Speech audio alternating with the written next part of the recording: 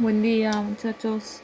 Bueno, acá estoy tratando de ver si puedo grabar algo para que ustedes tengan un poco más de información para manejar el tema de la tarea.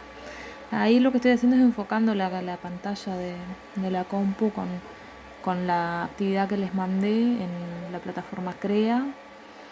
Vieron que ahí, si ustedes van a la actividad, abrimos la actividad y ahí lo que aparece, acá ya está, es el material que les mandé.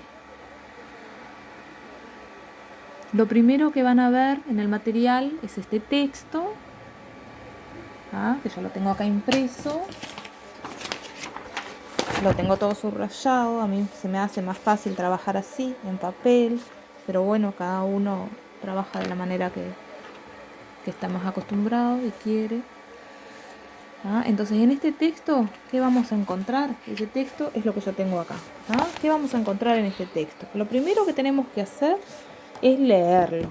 No se puede trabajar sin leer el texto. Entonces, lo primero que vamos a hacer es leer el texto. ¿Con qué me empiezo a encontrar cuando empiezo a leer el texto? Es un texto filosófico, que ya dijimos en la clase, que tiene su manera de leer el texto filosófico, es abriendo la cabeza, es siempre tratando de buscar los problemas que hay atrás de ese texto, ¿sí?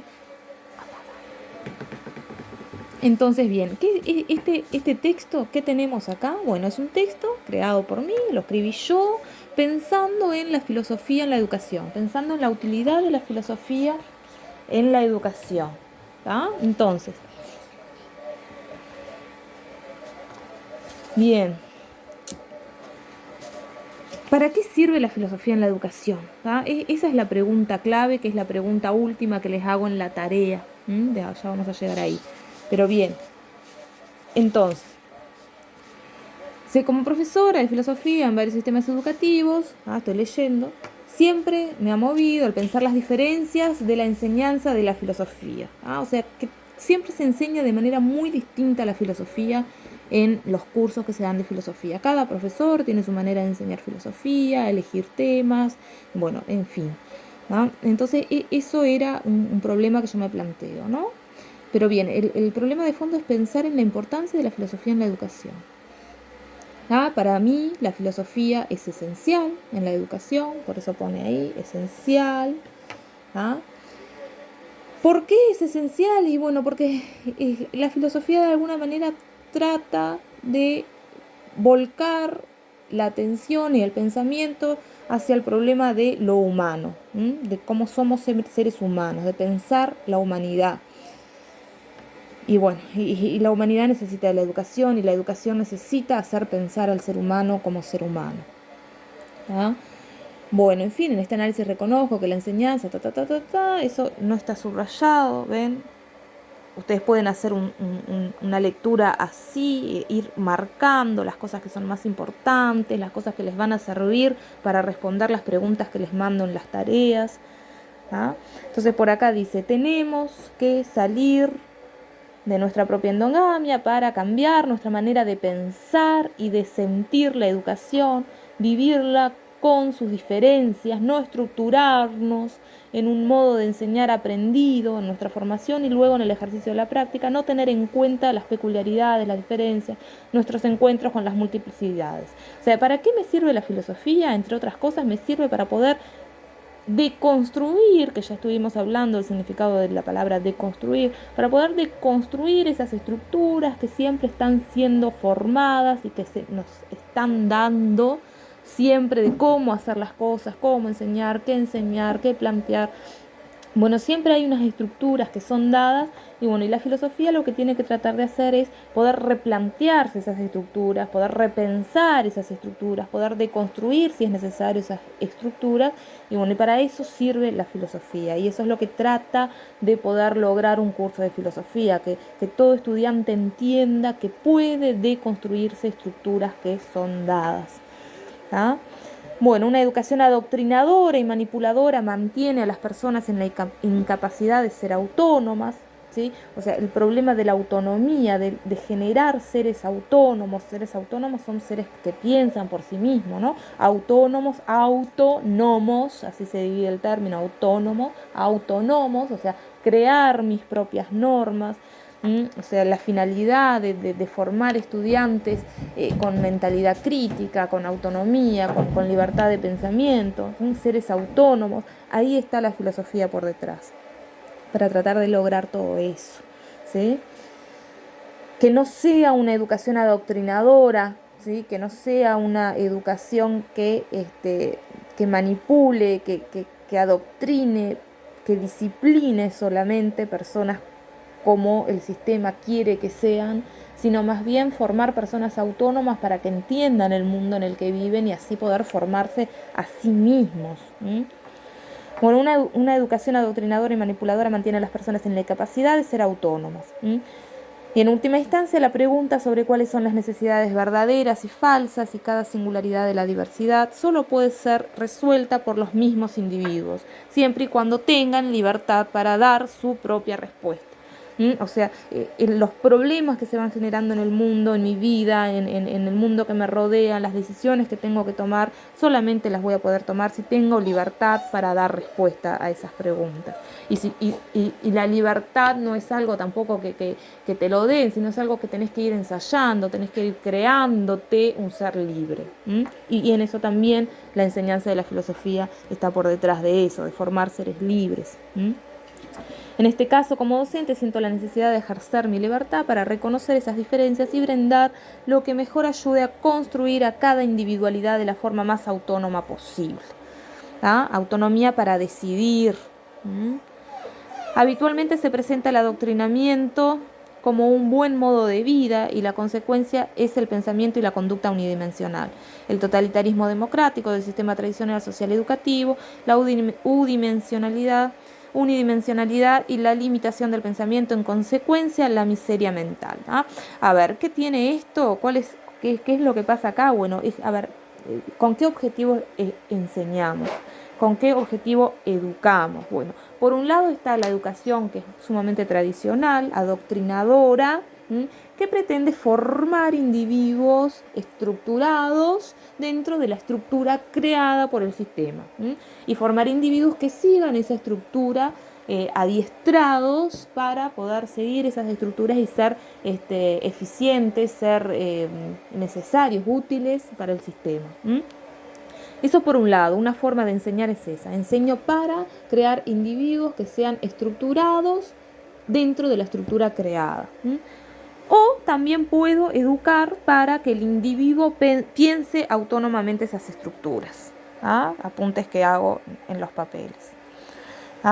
Educar para que los individuos piensen autónomamente las estructuras creadas. Bueno, ese es el objetivo de la filosofía. La filosofía en el bachillerato y en la formación de ustedes como estudiantes está para eso, justamente para que no seamos individuos estructurados y que seamos únicamente fieles a reproducir las estructuras ya creadas, sino que seamos individuos que pensemos autónomamente en esas estructuras y hasta crear esas estructuras. ¿Por qué tengo que aceptar las estructuras ya creadas?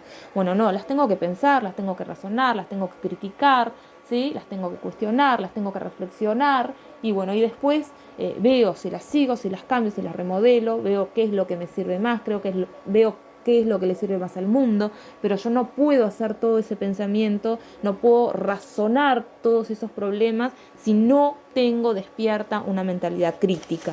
Y eso es lo que trata de hacer la filosofía, despertar una mentalidad crítica. Bueno, la filosofía que poco a poco se ha convertido en algo a aprender y no en algo a hacer. Eso es un problema de la enseñanza de la filosofía. Se enseña mucha filosofía teórica, se enseña mucho a que aprenda filosofía, pero no se habla mucho del hacer filosofía, de la práctica. Si la filosofía consiste en la búsqueda de sentido para nuestras vidas, ¿será por eso peligrosa? ¿Será que vivimos mejor cuanto menos pensamos? Bueno, esos son todos problemas que se van planteando en el texto. Es un texto filosófico, decíamos que los textos filosóficos se plantean problemas. Entonces, si la filosofía consiste en la búsqueda de sentido para nuestras vidas, ¿será por eso peligrosa? O sea, ¿peligrosa para quién? Peligrosa para los dueños del poder, para los que crean las estructuras. Porque si empezamos a buscar demasiado el sentido de las cosas, podemos encontrarnos con cosas que los que crean el sentido de las cosas no quieren que nosotros nos encontremos, prefieren que seamos personas que simplemente nos adaptemos al sistema y no lo cuestionemos. Entonces por eso a veces la filosofía es peligrosa, y por eso a veces no se quiere enseñar mucho, se ha pensado hasta en sacar la filosofía de la formación de los individuos, por eso, para crear personas que piensen un poco menos y sigan un poco más. Bueno, entonces en ese sentido la filosofía parece peligrosa. Nosotros sabemos que la filosofía mejora la calidad del pensamiento, ayuda a encontrar mejor sentido a lo que se dice, se escucha, se lee o se escribe, a pensar. Es mi hija que está acá, eso es lo que tiene enseñar en la casa, es un reto. Bien, mejor sentido de lo que se dice, se escucha, se lee o se escribe, a pensar por sí mismo. Bueno, este pensar por sí mismo es fundamental para la filosofía. La filosofía te enseña a pensar por sí mismo. Eso está en el manual del librito de filosofía, enseñar a pensar por sí mismo. Esa es la función de la filosofía, es la utilidad, es el para qué. Es la importancia de la filosofía en la educación, enseñar a pensar por sí mismo, fomentar la autonomía de pensamiento. El problema del modelo educativo estructural es justamente ese, ¿sí? Que no se ayude a pensar por sí mismo. Entonces, ese no es el objetivo de la educación. Los estudiantes están aprendiendo que la aceptación pasiva de las ideas es mejor que la crítica positiva. O sea, el problema de un modelo educativo estructural que te enseña para ser una persona estructurada y seguir estructuras es justamente ese, ¿sí? Que los estudiantes están aprendiendo a aceptar pasivamente las ideas que se te imponen y no a criticarlas, ¿sí? Cuando se te imponen. Entonces, eso lleva a un modelo estructural de educación. A pensar que no podés investigar, que ya está todo investigado, que ya está todo dado, que lo que tenés que hacer es entender lo que te dicen, lo que ya estudiaron, lo que ya se investigó, lo que ya se creó, lo que ya se inventó. Y no, en realidad no. En realidad lo que tenemos que enseñar al estudiante es que tienen esa posibilidad de autonomía para poder crear, investigar, más allá de lo que ya está investigado, está dado. No quiere decir que nada de lo que esté investigado, creado, sea falso o no sea bueno. No se está diciendo eso. Se está diciendo que también nosotros tenemos la posibilidad y la autonomía de investigar y crear, más allá de que ya esté investigado o dado. Porque podemos mejorar esa investigación, podemos mejorar, crear cosas nuevas. Entonces todo eso te lo da la autonomía, ¿tá? Y te lo da la enseñanza de la filosofía. Bueno, acá aparece el autor, Deleuze, el autor de cabecera que está de alguna manera, ¿no?, respaldando este pensamiento que yo les decía, en Gilles Deleuze. El contacto con la filosofía de Deleuze me ha llevado a pensar el conocimiento y el pensamiento como actividad, dinamismo, vida en vez de pasividad, recepción. Es el ser humano actuando en el mundo. Bueno, la filosofía de Deleuze apunta a que sea una filosofía práctica, a que la persona sean dinámicas, interactúen con el mundo, creen. O sea, Deleuze habla mucho del acto de creación, crear.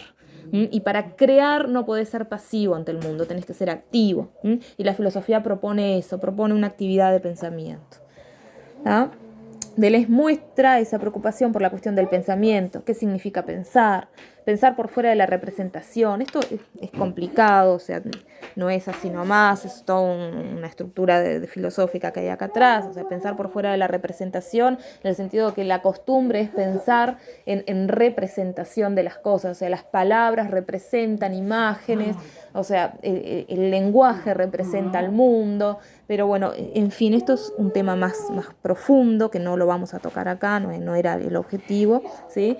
Pero lo que sí, la apuesta de Deleuze es a deconstruir esta realidad que se nos muestra y tratar de poder crear, ¿sí?, desde un vitalismo, desde el actuar en el mundo, otra forma de ver las cosas, otra forma de pensar, otra forma de enseñar, otra forma de repensar la enseñanza y los aprendizajes. Y eso nos sirve en lo personal de repensar las cosas que nos rodean, de repensar la forma en que estoy preparado para preparar respuestas. Bueno, un montón de cosas. La filosofía ayuda a pensar de otra forma, a pensar que se puede pensar diferente y autónomamente, y no solo como me dicen que tengo que pensar. Estos son apuntes, ¿sí?, que hago en los textos, que les muestro por ahí, porque después de repente ustedes pueden sacarle fotos y que les puede servir para el análisis que van a hacer propio. Bueno, después enseguida del texto aparece el problema del deseo, que es una de las preguntas que les hago, ¿no? Poder entender el problema del deseo, cómo se plantea el problema del deseo acá en el autor, ¿no? En Deleuze. Bueno, la cosa es mucho más complicada de lo que les voy a comentar, pero no es necesario meterse en tanta complicación. Simplemente lo único que me gustaría que ustedes visualizaran es esa posibilidad que capaz nunca se pusieron a pensar en el deseo, en qué es lo que deseo, ¿no? ¿Qué mueve que desee lo que estoy deseando? Entonces, bueno, ese es el problema que se plantea el autor, ¿sí? ¿Cuáles son nuestros auténticos deseos? ¿Son auténticos nuestros deseos? Y bueno, el autor dice que no, que en realidad deseamos lo que el mundo quiere que nosotros deseemos, ¿sí? O sea, la cultura, las tradiciones, la sociedad, nuestro entorno, o sea, me involucran en un mundo donde hay determinadas cosas y yo empiezo a desear esas cosas. Pero si hubieran otras cosas, si el mundo me mostrara otras cosas, yo iba a desear otras cosas. Entonces, en definitiva, siempre termino deseando lo que el mundo quiere que yo desee. Deseo el teléfono, deseo un auto, deseo aprobar de año porque es lo que la estructura institucional me dice que tengo que hacer. En fin, deseo lo que el mundo dice que yo desee, ¿tá? Entonces eso no es un desear libre, pero lo bueno es ponerse a pensar en eso. No siempre vamos a poder escaparnos de desear lo que el mundo quiere que deseemos, pero bueno, sí, para eso está la filosofía, para ponernos a pensar en algo que por ahí nunca nos pusimos a pensar. Entonces, ¿por qué deseo lo que deseo? ¿Alguna vez se pusieron a pensar en eso? ¿Por qué deseamos lo que deseamos? Bueno, es un problema filosófico, es un problema que se enfoca acá, que lo enfoca el autor, y la apuesta que él hace es a crear seres más libres, ¿sí? Apuntar a sujetos más libres, apuntar a sujetos libres, a no creer en que debemos formar esclavos para el mercado laboral, sino sujetos con poder de resignificación del mundo en general y por ende también del mercado, o sea, resignificar el mundo. Bueno, en la otra hoja dice, las personas no estamos constituidos solo por una línea de racionalidad, como nos llega desde los discursos dominantes, como somos seres racionales, en fin, ¿no? Esa definición de que lo más importante que tenemos es la racionalidad. Bueno, no es solo la racionalidad, también estamos movidos por los deseos, por la imaginación, y es lo que nos une, dice Deleuze. Podríamos empezar a pensar lo diverso desde otra lógica, dejar de oponer, dejar de comparar, bueno, pensar de manera distinta, animarse a pensar de manera distinta. Volviendo a la importancia de la filosofía, no quisiera que esté solamente en entender lo dado, sino más que nada poder generar un me gusta, un acercarme a eso, porque de alguna forma particular a cada uno le llega de manera distinta, ¿sí? Provocar un encuentro con el deseo, hacer que se muevan las ideas, que se creen conceptos, que nos relacionen y nos conecten con el mundo, ¿va? Ya pongo por acá al lado, la filosofía promueve la interacción del ser humano con el mundo, las personas creando el mundo activamente. Ese es el objetivo de la filosofía, de poder crear seres que creen mundo.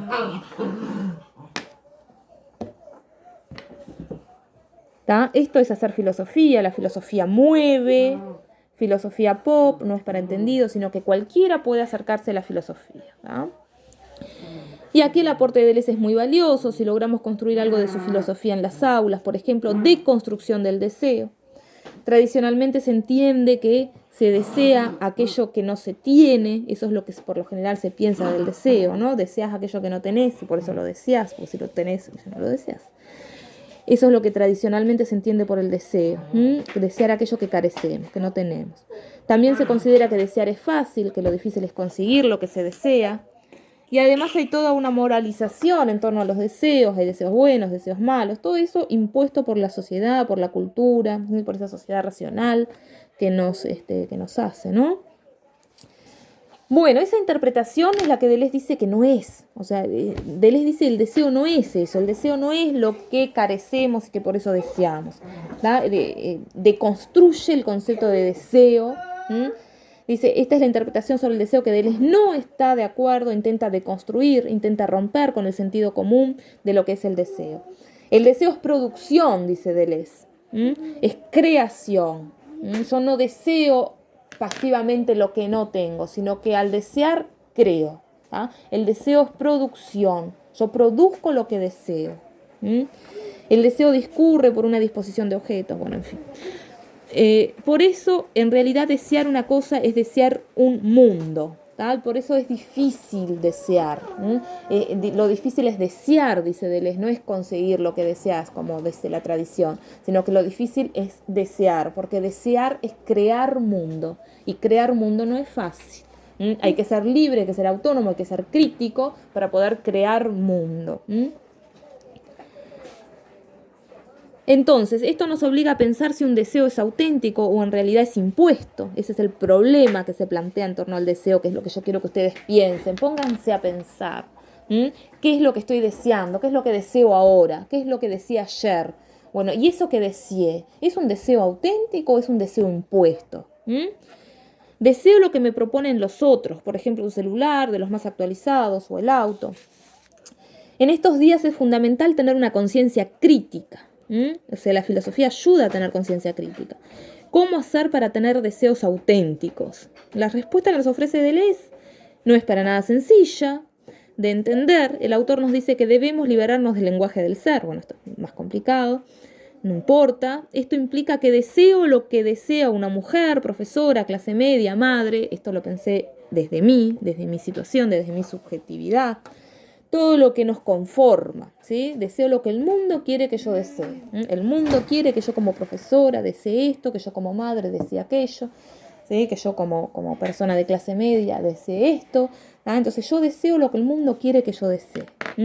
Habitualmente buscamos respuestas que nos tranquilizan, buscamos una identidad para ubicarnos en el mundo, o sea, la tranquilidad, la seguridad, la estabilidad. Eso es lo que tratamos de buscar tradicionalmente, ¿sí? Por lo general buscamos eso, queremos seguridad, queremos estabilidad. Queremos enraizarnos como árboles y tener una vida tranquila. Deseo lo que el mundo dice que corresponde. Bueno, a ver, ¿qué hacer entonces? Bueno, la propuesta de Deleuze es romper con el mundo que te ha hecho crear esa identidad. Experimentar sin el prejuicio identitario y desear auténticamente. Por eso desear no es fácil. Experimentar es correr riesgos, el riesgo de ser una persona rara, de ser aquello que los demás, que la mayoría no es, ¿no? Vivir una vida más intensamente, más apasionante, todo eso es crear mundo. Y no ser tan enraizado a las estructuras, a la seguridad, ¿no? Que nos provee el mundo ya dado. Bueno, y ahí surge la metáfora que hace Deleuze con árbol y con rizoma. No hay que ser árbol, hay que ser rizoma, dice Deleuze. No quiere decir que tenga razón, simplemente es un punto de vista, es para que lo pensemos, es para que lo cuestionemos. Por eso yo en algún momento les pregunto después cuáles son las desventajas y ventajas de ser árbol o ser rizoma, para que pensemos las dos cosas, para ver cómo nos sentimos mejor nosotros, si como árbol o como rizoma, y cuáles son esas ventajas y desventajas. Deleuze te dice que no seas árbol. Deleuze, pero nosotros lo podemos cuestionar, lo podemos pensar. Para eso es la mentalidad crítica, ¿no? Para empezar a ver distintos puntos de vista. Ser árbol es buscar esa identidad creada por el mundo, o sea, buscar la información que ya está dada por el mundo. Y ser rizoma es agregar un ni continuamente, ¿sí? No concretar nunca quién soy, estar siempre en construcción, siempre agregar un y. Bueno, soy esto y aquello y lo otro y más lo otro. Mañana voy a hacer y otra cosa. Entonces siempre esa continuidad de seguir agregando cosas a quien soy, seguir siempre haciéndome, siempre formándome, siempre creándome, siempre pensándome, ¿no? Esa es la intención del rizoma, que es como toda una raíz que crece horizontalmente por debajo de la tierra y no crece verticalmente como el árbol. Entonces, si vos cortás el rizoma, ustedes cuando buscan información, a ver la definición de rizoma, se van a dar cuenta que es más o menos eso. Si cortamos un rizoma en cualquier parte, porque está todo como enredado ahí, cortamos un rizoma en cualquier parte, el rizoma sigue funcionando, sigue creciendo, sigue teniendo estructura. Entonces esa es la idea, de cortarnos por cualquier lado y seguir creándonos, ¿sí? Como rizoma, y no como árbol que tiene ya una estructura como más dada, un orden más establecido, la raíz, el tronco, las ramas, y todo tiene como una simbología, ¿tá? Más estructurada, más de jerarquía, más de orden, ¿tá? Que el rizoma no lo tiene. Entonces Deleuze lo que propone es de construir esa realidad que nos dijeron que teníamos que ser así, estructurados, con un orden, y pensar en otra manera de ser, más libre, más autónoma, más creativa, más dinámica, que es como el rizoma, que se va por todos lados, que piensa en todos lados, que conecta con un montón de cosas, que piensa por acá, piensa por allá, y que toma respuestas de acá, toma respuestas de allá, ¿sí? Y no se queda con una forma única, estructurada de vivir, sino buscar siempre las mejores alternativas, distintas formas, distintas maneras de pensar y crear el mundo y crearnos a nosotros mismos. Esa es la idea un poco del rizoma y del árbol. ¿Tá? Les mando acá, después ustedes pueden hacer una captura de pantalla de mis apuntes, de lo que subrayo en el texto, para aclarar como cosas importantes. ¿Ah? Bueno, y por último, ¿sí? El problema de la educación, ¿no? A ver si en realidad es importante la filosofía en la educación o no es. Y bueno, después de pensar todo esto, ¿sí? De sentir todo esto, pensar si realmente la filosofía es importante o no. Cada uno va a tener su decisión, su punto de vista, su puesta, ¿no?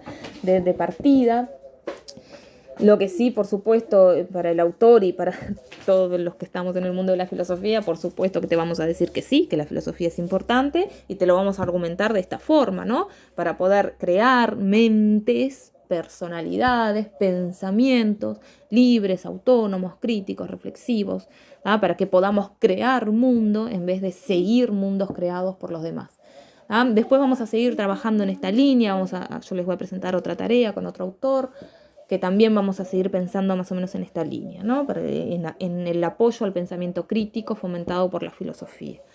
Entonces, bueno, desde el texto, desde el autor, desde mi punto de vista tomado acá en este texto, la filosofía por supuesto que es esencial para todo esto, para crear personalidades críticas, autónomas, reflexivas, libres, en fin, etcétera, etcétera, etcétera, todo lo que hace la filosofía. Pero ustedes, aparte de entender este planteo que hacemos acá, con Deleuze de cabecera, con mi escritura en este artículo, es además dar su punto de vista. Vamos a ir a las preguntas. Las preguntas que les hice en la tarea. La propuesta. Esa que ustedes tienen ahí. Leer filosóficamente el texto, según lo trabajado en clase, cómo leer filosofía, visualizar en el texto. O sea, leer la filosofía como dijimos que había que leer la filosofía, el texto de filosofía, ¿no? Con esa mente abierta, crítica, los problemas. Bueno, ustedes pueden responder estas preguntas, estos puntos, ¿sí? 1, 2, 3, 4, 5. El primer punto dice, el problema de cómo entender el deseo. ¿Por qué se habla de deseos construidos? ¿Construidos por quién? ¿Cómo? ¿Somos conscientes de que nuestros deseos son construidos? ¿Cómo podríamos hacernos conscientes? Bueno, son todas preguntas, problemas que se detectan a partir del problema del deseo, ¿no? De que el autor plantea que el deseo es una construcción del mundo, una construcción de la cultura, que deseamos lo que ellos quieren que nosotros deseemos. Bueno, a partir de entender el deseo desde esa postura que plantea Deleuze, bueno, reflexionar un poquito sobre estos puntos, ¿no? Cómo entender el deseo, por qué se habla de deseos construidos, bueno, explicar un poquito esas cosas. Acá la problemática gira en torno al deseo y esas preguntas, ¿no? A ver si entendimos cómo es que el autor visualiza el problema del deseo. Ese es el punto 1. El punto 2 nos vamos a la metáfora del rizoma y el árbol. El concepto de rizoma y árbol planteado por Deleuze en la obra Mil Mesetas, en la introducción del libro retomando ese texto. O sea, a ver, ¿qué es rizoma? ¿Qué es árbol? Ahí pueden ir a información, decir la metáfora, ¿por qué el rizoma? ¿Por qué el árbol? ¿Por qué una estructura es rizomática? ¿Por qué una estructura es arbolaria?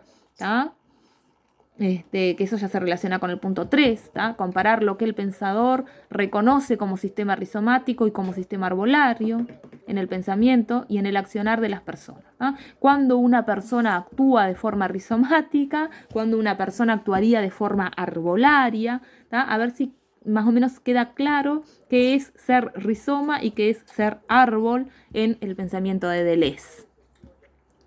Para eso también les puse un video ahí que hablan dos personas, y una filósofa y el que la entrevista. Y bueno, y aclaran un poco a ver qué es el rizoma, qué es el árbol. Lean, escúchenlo que está simplecito, está lindo, está interesante.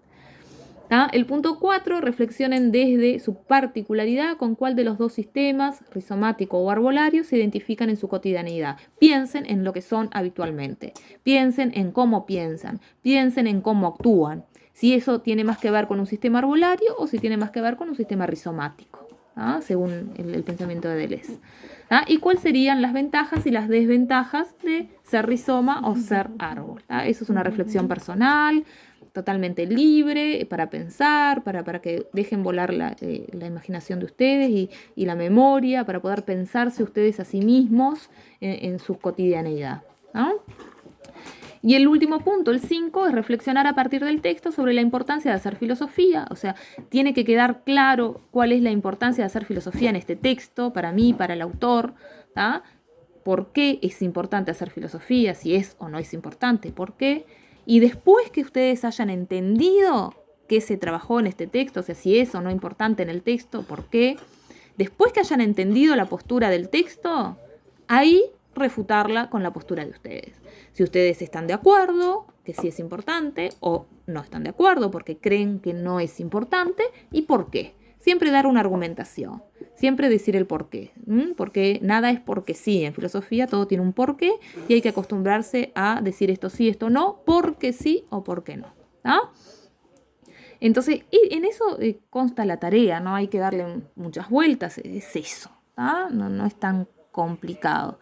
Parece más difícil porque la filosofía es compleja y ustedes recién se están topando con eso, pero tranqui, ¿sí? A ensayar lo que salga. Estaría bueno que me empezaran a mandar algo ya que vayan haciendo para ir corrigiendo.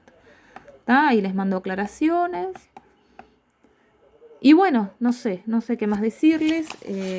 Acá tengo en la mesa también el material, el archivo que les mandé en PDF, que es la introducción a la obra Mil Mesetas de Deleuze, que es donde encontramos en la introducción todo lo que tiene que ver con que empieza a hablar sobre el rizoma. Sobre el rizoma, el árbol, introducción, rizoma.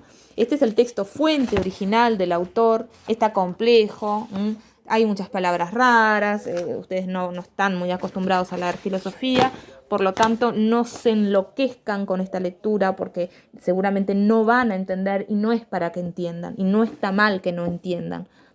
Simplemente yo les mandé el archivo para que ustedes vean del material fuente de donde salen estas ideas, pero no es para que la entiendamos